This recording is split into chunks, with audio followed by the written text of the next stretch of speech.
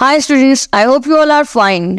आज हमारा टॉपिक है rules to assigning oxidation state और ऑक्सीडेशन नंबर। इसमें कुछ रूल्स हैं जिनके थ्रू हम ये डिसाइड करते हैं कि हमारे किसी भी कंपाउंड के अंदर ऑक्सीडेशन नंबर क्या है या ऑक्सीडेशन स्टेट क्या है। ठीक है जी। तो पहला जो हमारे पास रूल है वो है oxidation state of any uncombined और free element is always zero. For example, oxidation state of zinc, sodium, hydrogen in H2 and sulphur in S8 is zero. जी, जब भी कोई एलिमेंट अकेला है, ठीक है, फ्री स्टेट में है, यानी उसके साथ कोई और एलिमेंट अटैच नहीं है, ठीक है, तो वो क्या, उसकी ऑक्सीडेशन स्टेट क्या होगी, वो ज़ीरो होगी।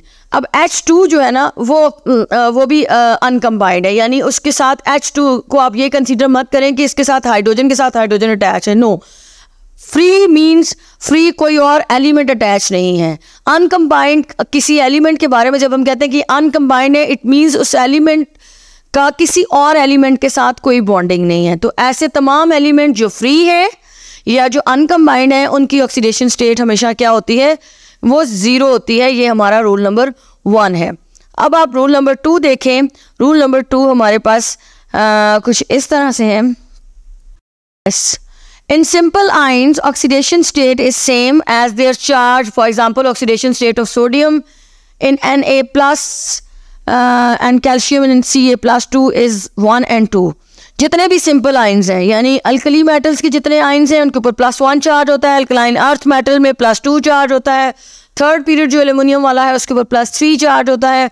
ठीक है, इसी तरह ऑक्सीजन वाला जो ग्रुप है 6A, उसमें -2 चार्ज होता है, हेलोजेंस के ऊपर -1 चार्ज होता है। तो जितने भी सिंपल आइंस हैं उनके ऊपर जो उनके पॉजिटिव और नेगेटिव चार्जेस हैं वही उनकी ऑक्सीडेशन स्टेट या ऑक्सीडेशन नंबर कहलाता है। और जितने सिंपल आइंस हैं जो ऑक्सीडेशन और रिडक्शन के बाद बन रहे हैं, जो जिनको हम कैटाइन और एनाइन कहते हैं, यानी जो सिंपल कैटाइन और एनाइन है उनके ऊपर जो चार्जेस हैं पॉजिटिव और नेगेटिव, वही उनकी ऑक्सीडेशन स्टेट कहलाते हैं। ये हमारा रूल नंबर 2 है और इसको आपने बहुत ज़्यादा प्रैक्टिस किया हुआ है, देखा हुआ है, कैटाइन बनाए हुए हैं, एनाइन बनाए हुए हैं, तो आपको ये रूल नंबर 2 समझने में कोई प्रॉब्लम नहीं होगी। अब हमारे पास स्क्रीन पे रूल नंबर 3 आ गया है जी। रूल नंबर 3 क्या है? ये है कॉम्प्लेक्स आइंस के बारे में। कॉम्प्लेक्स आइन कैसे होते हैं? जैसे हमारे पास आ जाता है जी कार्बोनेट, बाइकार्बोनेट और अमोनियम आइन वगैरह। ठीक है, तो पहले हम रूल को देख लेते हैं, फिर हम देखेंगे कि कैसे उनके ऊपर चार्जेस आते हैं। In a complex ion the sum of oxidation state of atom. जो कॉम्प्लेक्स आइन है वो एक से ज़्यादा एटम से मिलकर बना हुआ होता है। ठीक है, जो सिंपल आइन है उसमें एक एलिमेंट होता है, वो इलेक्ट्रॉन लॉस करे तो प्लस चार्ज और गेन कर ले तो माइनस चार्ज। ठीक है, तो जो कॉम्प्लेक्स आइन है उसमें नंबर ऑफ एटम्स एक से ज़्यादा होते हैं। यानी जैसे कार्बोनेट है तो उसमें एक कार्बन और 3 ऑक्सीजन है और -2 चार्ज है।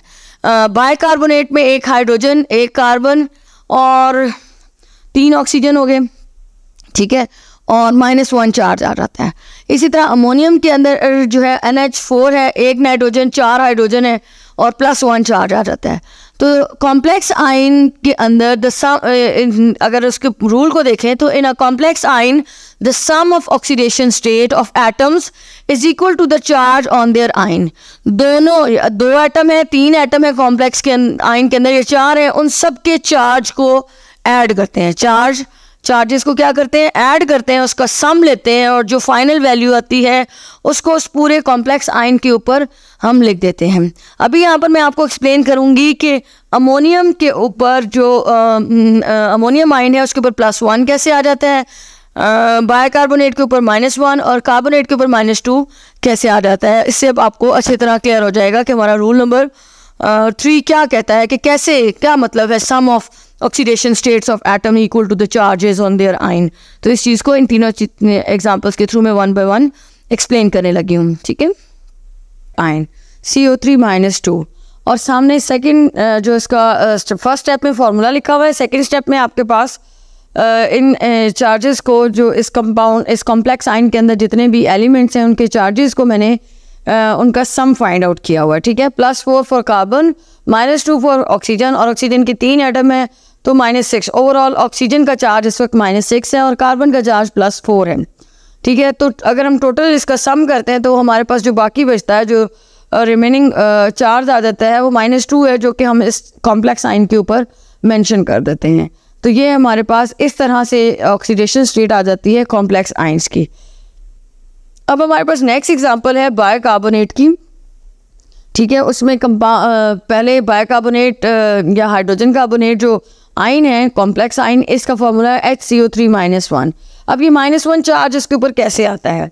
हाइड्रोजन का चार्ज +1, कार्बन का +4 और ऑक्सीजन का -2 है, और ऑक्सीजन के 3 एटम है, इसलिए ओवरऑल इस वक्त का बाइकार्बोनेट आइन के अंदर, यानी इस कॉम्प्लेक्स के अंदर, कॉम्प्लेक्स आइन के अंदर -6 चार्जेस जो हैं वो ऑक्सीजन के लिए, और +4 कार्बन के और +1 हाइड्रोजन के हैं। और जब हम इनका सम लेते हैं तो हमारे पास ओवरऑल जो चार्ज बचता है वो -1 है, जो कि हम इसके ऊपर मेंशन कर देते हैं।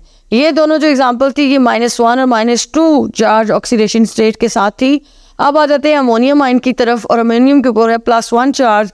नाइट्रोजन 3 इलेक्ट्रॉन गेन कर सकता है, इसलिए नाइट्रोजन पे -3 चार्ज है, ठीक है जी। हाइड्रोजन का चार्ज +1 है, लेकिन हाइड्रोजन 4 एटम है, इसलिए ओवरऑल इस वक्त अमोनियम आइन के अंदर हाइड्रोजन का चार्ज +4 बन जाएगा चारों एटम्स का, और नाइट्रोजन का -3 है। जब हम इनका सम लेते हैं तो हमारे पास जो एन वैल्यू, जो सम वैल्यू आ जाती है वो +1 है, और वो +1 हम इस कॉम्प्लेक्स आइन के ऊपर मेंशन कर देते हैं। तो ये कॉम्प्लेक्स आइन के चार्जेस को रूल नंबर 3 में जो कॉम्प्लेक्स आइन के चार्जेस या उनके ऑक्सीडेशन नंबर है वो कैसे निकाला जाता है।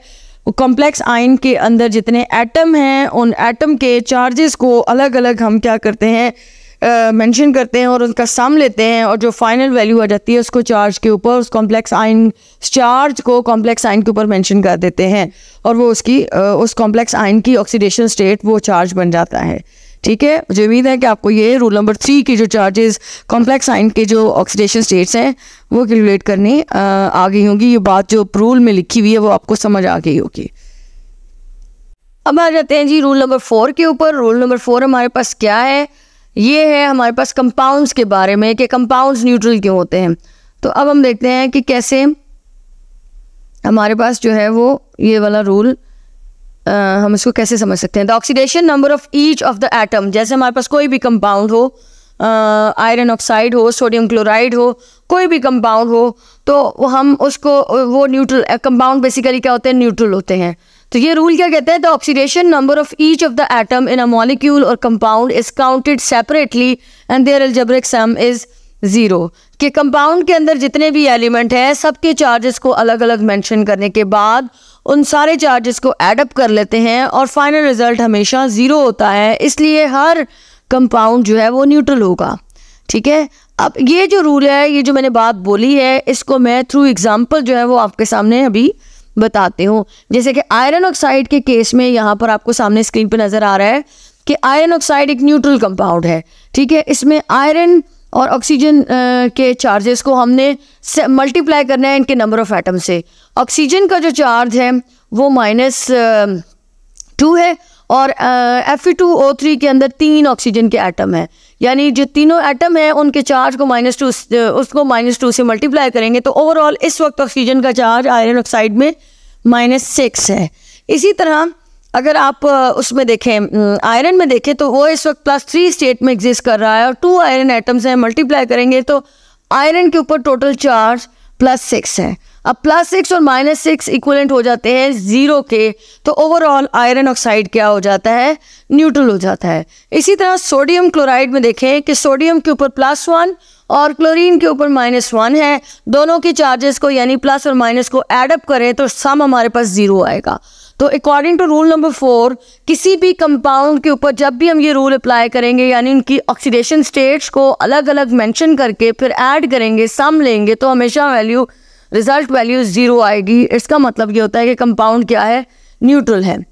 तो मुझे उम्मीद है कि हर पॉइंट, हर रूल एग्जाम्पल के साथ आपको अच्छे तरीके से समझ आया होगा। अगर कोई चीज़ समझ नहीं आती, कोई एग्जाम्पल समझ नहीं आती, तो या उसका फाइंड आउट जो ऑक्सीडेशन स्टेट है वो फाइंड आउट करनी नहीं आ रही, या रूल को अप्लाई करना नहीं आ रहा, तो आप सेपरेट क्वेश्चन अपना जो है वो कमेंट में मेंशन कर दे ताकि मैं उसको एक्सप्लेन कर दूँ। ठीक है, थैंक यू।